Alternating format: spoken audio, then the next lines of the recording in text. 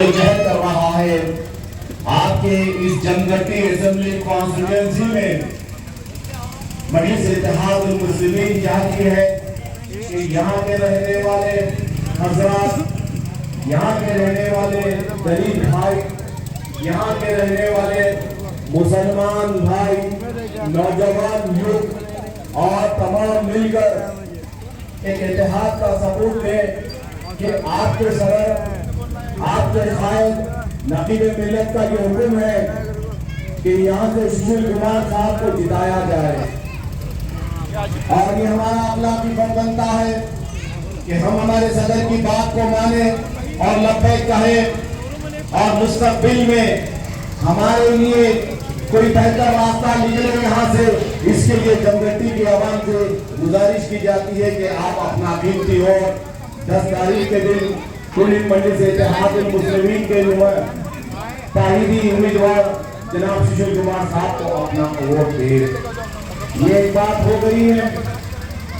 दूसरी अहम बात यह है कि आज आपके दरमियान में दो रास्ते हैं जो बरसों बरस से, या हम मुसलमान को 75 बरस से मुल्क आजाद हुआ उस तारीख से लेके आज के इलेक्शन तक मुसलमान का वोट या डराकर हासिल किया गया, धमकियां देकर हासिल किया गया, या पैसे बांटकर हासिल किया गया। दोनों सूरतों में हम तो इनके लिए एक वोट बैंक के जैसा इस्तेमाल होते आए हैं। आज हमको ये बात को गौर करना है मेरे नौजवानों, हमको ये बात को महसूस करना है मेरे बुजुर्गों कि आज भी हम या खौफ से वोट डालेंगे या पैसे को देखकर वोट डालेंगे, या फिर दूसरा रास्ता आपके दरमियान में 75 बरस के बाद आपकी जमघटी के इलाके में, आपके कर्नाटक में और इस मुल्क हिंदुस्तान के 29 रियासतों में एक छोटी सी जमात उभर रही है, एक छोटी सी जमात फैल रही है, एक छोटी सी जमात के कारकुन, एक छोटी सी जमात के सदर अपनी जान की बाजी लगा रहे हैं, सारे हिंदुस्तान में फिर रहे हैं, मुसलमानों के सोते में शऊर को जगा रहे हैं। आने वाला वक्त बड़ा खौफनाक है, बड़ा भयंकर है। एक की ताकत को पहचानो, करने की बुनियाद पर एक हो जाओ, अपनी जमात के ताबे हो जाओ, एक मरकज पे जुड़ जाओ और मजलिस को जिंदाबाद करो। अब देखना ये कि मुसलमान कितना समझदार है, दलित हजरात कितने समझदार है, क्या ये पैगाम को समझ सकते हैं, क्या आने वाले वक्त का अंदाजा लगा सकते हैं या नहीं। मेरे भाई, मुल्क पर मौजूद चौराहे पर खड़ा हुआ है, इनके अज़ाम कर्नाटक रियासत में ऐसे है कि अगर बीजेपी जीत कर आएंगी तो उत्तर प्रदेश आदित्यनाथ योगी के जैसा मॉडल कर्नाटक को बनाएंगे। इनके अज़ाम बहुत ही खतरनाक है। मुस्तकबिल में इनके अज़ाम है कि इस मुल्क हिंदुस्तान को हिंदुत्व की तरफ लेकर जाए और हिंदुत्व की तरफ नाफिज करे। सोचो, सामने इतनी बड़ी मस्जिद, इतनी खूबसूरत मस्जिद है, इसके पहले फ्लोर पे बड़ा ही खूबसूरत मदरसा है और यकीनन उन मदरसे में पढ़ाने वाले हजरात और पढ़ने वाले मासूम बच्चे जो गरीब के भी है, फ्रूट भंडार के भी है, रिक्शा चलाने वाले के भी है, बेरोजगार के भी है, अच्छे घरों के बच्चे भी जाकर दीन सीखते हैं, दीन को मालूम करते हैं, रसूलुल्लाह सल्लल्लाहु अलैहि वसल्लम की सुन्नतों को मालूम करते हैं, कुरान को पढ़ना सीखना सीखते हैं और कुरान को याद करके हाफिज बनते हैं और आलिम बनते हैं, मुफ्ती बनते हैं और सारे हिंदुस्तान में बड़े बड़े मसाजिद में अमन का पैगाम देते हैं। जब हिंदुत्व खुदा ना खास्ता अगर नाफिज हो गया, अगर मुल्क के हालात में तुमको तस्वीर की दुनिया में ले जा रहा हो, मेरे भाई गौर से सुनिए मेरी बात को, अगर कल हिंदुत्व की तरफ ये मुल्क जाता है तो मदरसों में तालीम खत्म हो जाएगी। सोचो कि मदरसे ही जब नहीं रहेंगे तो हमारी नस्लों को दीन कौन सिखाएगा, हमारे मासूम बच्चे दीन के मालूमात कहाँ करेंगे। नहीं मेरे भाई, ये गुमराही की तरफ जा रहा है, ये रास्ता बर्बादी की तरफ जा रहा है, ये रास्ता बड़ी खौफनाक मंजिल है। ये रास्ते पर मैं आपको डरा नहीं रहा हूं, महसूस कर रहा हूं।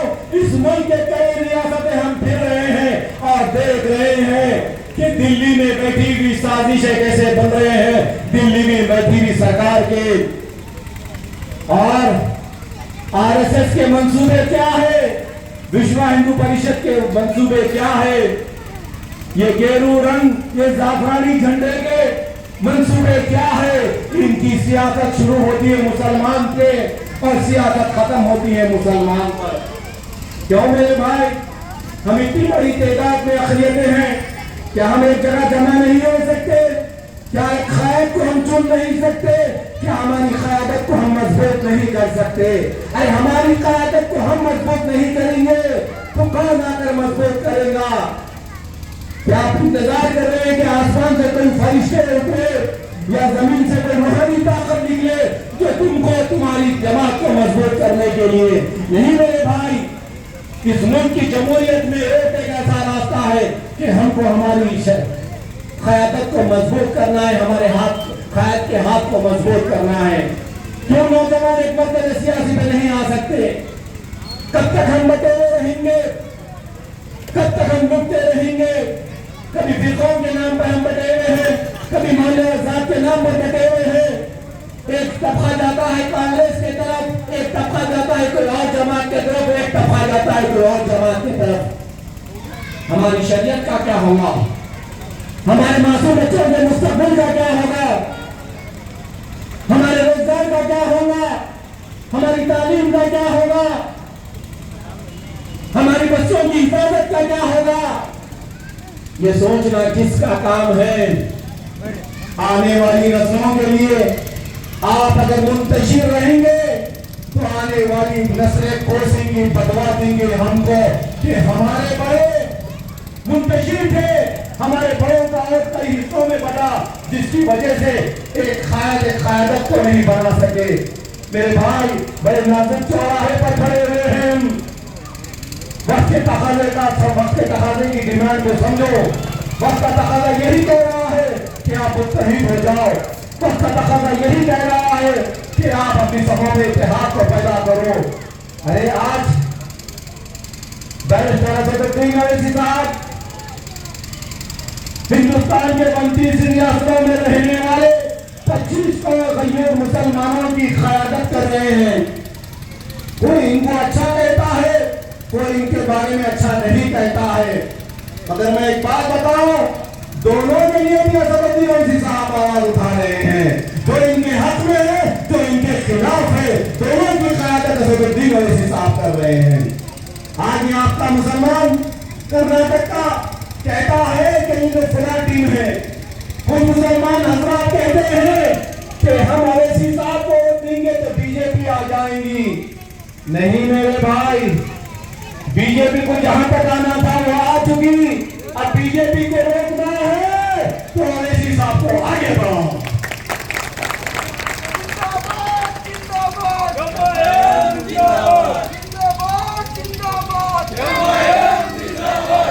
पिछले 10 बरस में अल्हम्दुलिल्लाह मजलिस इत्तेहादुल मुस्लिमीन अपनी जड़ों को 9 रियासतों में फैला चुकी है और कई रियासतों में मजलिस इत्तेहादुल मुस्लिमीन के कॉर्पोरेटर से एमएलए है और एक एमपी है हमारा इम्तियाज जलील साहब महाराष्ट्र में औरंगाबाद से। अगर 10 बरस पहले हम यही सोचकर हिम्मत हार जाते तो आज जमा के 1000 से ज्यादा कॉर्पोरेटर्स है, ये नहीं बनते। अरे हमारा सफर जिद्दोजहद का जारी रहेगा। इस बार आपके हल्के में इंतखाबात है तो आपके यहाँ आए, फिर कल कहीं दूसरी रियासत में इंतखाबात होंगे, हम वहां पर जाएंगे। भूखे प्यासे मारे मारे फिर रहे हैं, एक जुनून से सर पे कफन बांधकर कि अपने मुसलमानों भाइयों के दरमियान में जो सोते हुए सियासी शौक को जगा रहे हैं। हम आपसे गुजारिश कर रहे हैं कलमे की बुनियाद पर एक हो जाओ। असदुद्दीन ओवैसी साहब को, पूरी मजलिस इत्तेहादुल मुस्लिमीन को मजबूत करो। ये कायद आपके है, ये क़यादत आपकी है, ये जमात आपकी है, ये जमात के लीडर आप बनो। अपनी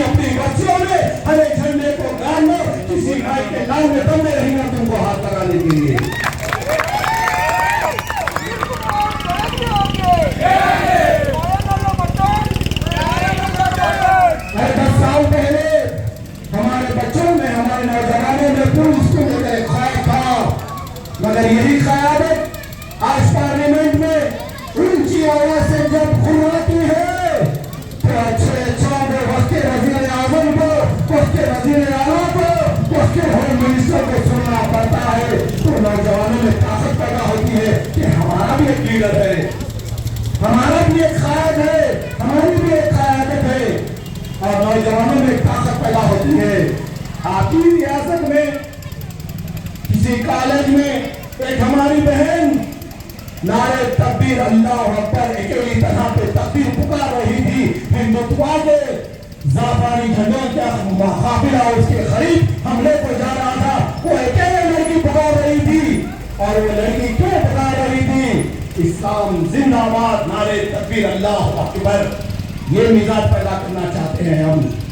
ये मिजाज पैदा होता है लीडर को देखकर, ये मिजाज पैदा होता है क़ायद को देखकर, ये मिजाज पैदा होता है क़यादत को देखकर।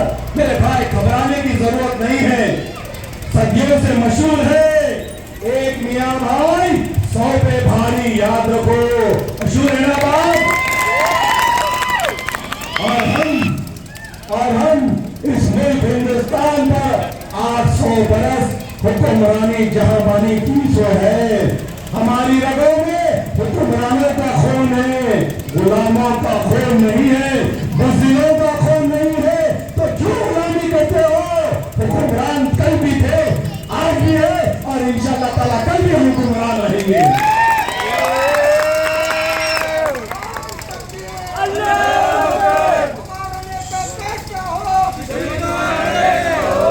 अरे हद हो गई बर्दाश्त की। जिसके मुंह में जो आया कहते जा रहे हैं। कोई एक कोने में बैठकर बोलता है कि बुर्खों को बैन करो, हिजाब को बंद करो। कोई कहता है कि मसाजिद से अज़ान को बंद करो, अज़ान पे पाबंदी लगाओ। कोई कहता है मदरसों में दहशतगर्दी बनती है। कोई कहता है मुसलमान खबरस्तान या पाकिस्तान। अरे क्यों जाएंगे हम पाकिस्तान? ये मुल्क हमारा है, हमारा था और हमारा ही रहेगा।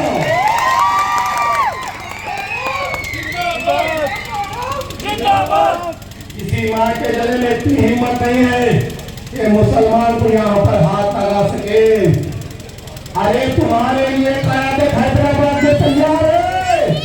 अगर तुम्हारे लिए अगर कोई मुसीबत आती है, एक फोन करना, सारे हिंदुस्तान में तहलका मच जाएगा, तहलका। याद रखो, हमको मत छोड़ो, बड़े दिल जले हैं हमको मत छोड़ो। जलती भी बच्चियों को देखे, बरसती भी पुलिस की गोलियों को देखे, बर्बादी के वो मंदिर को देखे, जलते हुए गुजरात को देखे, जलते हुए मुंबई को देखे, माँ बहनों की इस्मत को देखे, नौजवानों की बेरोजगारी को देखे, मासूम बच्चों के जलते हुए लाशों को देखे। नहीं, हमारे दिल को मत करो। तेरे दिल जले हैं, हम दिल जले, बहुत नुकसान उठाए, बहुत बर्बादी देखे। अगर आप हमारे मुंह को लगेंगे, खुदा की कसम, क़यामत से पहले क़यामत आ जाएगी। याद रखो,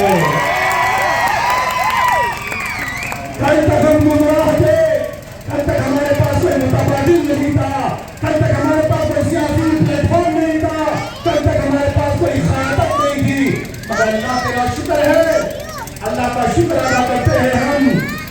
आज हमारे पास क़यादत भी है, क़ायद भी है, सियासी प्लेटफॉर्म भी है और इत्तेहाद भी है।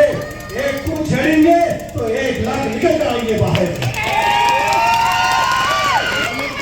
अगर ये ताकत के मुजाहरे, ये शरीयत की हिफाजत, ये मदरसों की हिफाजत, मसाजिद की हिफाजत, बहनों की माओं की हिफाजत, बुर्क़े और हिजाब की हिफाजत, सलाते सलासा जैसे मसाकिलों जो हो रहे हैं इस्लाम में, इसकी हिफाजत करना चाहते हैं आप, तो एक मरकज़ सियासी पर आओ। आपकी अपनी जमात सिर्फ और सिर्फ मजलिस इत्तेहादुल मुस्लिमीन है। याद रखो, आपसे हमदर्दी करने वाली, आपसे मोहब्बत रखने वाली जमात का नाम मजलिस इत्तेहादुल मुस्लिमीन है। ये चोर, ये बदमाश, ये कांग्रेस के लोग तुम्हारे क़ायद कभी नहीं बन सकते, तुम्हारे लीडर कभी नहीं बन सकते। आज इलेक्शन का मौका है तो नालियों में बहते हुए पानी को चाटने के लिए जो कुत्ते फिरते हैं, वैसा फिर रहे हैं आज तुम्हारी दुनिया में। बातें कर रहे हैं। जुमे की नमाज के बाद सर पे टोपी डाल रखकर कि वोट मांगने के लिए सलाम कर रहे हैं। 5 साल कहाँ थे? हमारी बस्तियों में तो कभी नजर नहीं आए।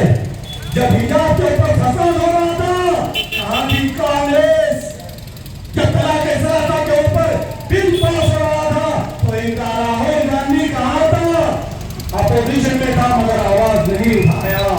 अगर उन्हें आवाज उठाता तो उनके वोट नहीं मिलते, ये खौफ था। तो क्या मिलते हमारी शरीयत पे हमले हो गए और कांग्रेस जिसको हम वोट दिए वो हमारे लिए आवाज नहीं उठाएंगे, तो उसको हम वोट देंगे, उसको हम वोट देंगे। आवाज दो। जो हमारी शरीयत को बर्बाद करनी है, उस जगह बैठ कर तुम बात कर सकते थे मगर बात नहीं करे। उस जगह तुम आवाज को उठा सकते थे, आवाज को नहीं उठाए। मेरे भाई दर्द बहुत है, दास्तान बहुत लंबी है, बस कहकर जा रहा हूं, सुन लो। ये आपकी अपनी मतायजीज है। अपने वाले को ही अपने वाले का दर्द होता है, अपने वाले को बाहर वाले का दर्द नहीं होता और बाहर वाले को अपने वाले का दर्द नहीं होता। ये जमात आपकी, ये कायद आपके, ये क़यादत आपकी और आपके हमारे दरमियान में एक रिश्ता है, ला इलाहा इल्लल्लाह मोहम्मद रसूलुल्लाह। उस रिश्ते की बुनियाद पर एक भाई दूसरे भाई से वोट पूछ रहा है। उस रिश्ते की बुनियाद पर एक भाई दूसरे भाई को इत्तेहाद का पैगाम दे रहा है। उस रिश्ते